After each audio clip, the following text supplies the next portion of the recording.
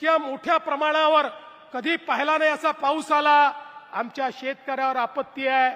काही लोक या आपत्तीचंही राजकारण करू इच्छितात, पण त्यांना मी सांगतो काळजी करू नका. आमचं सरकार हे शेतकऱ्याच्या पाठीशी उभं आहे.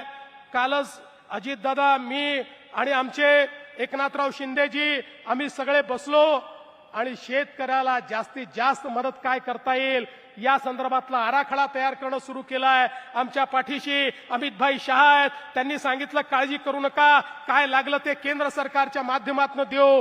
त्यामुळे मी निश्चितपणे आपल्याला सांगतो, भरीव मदत शेतकऱ्यांना देण्याकरता राज्य सरकार निर्णय करेल.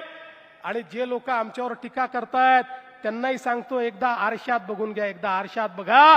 तुम्ही असताना काय तुम्ही केलाय हे तुम्ही एकदा आरशात बघा, त्याच्यानंतर आमच्यावर टीका करा. पण कोणी किती टीका केली तरी आम्ही पर्वा करणारे लोक नाही आहोत.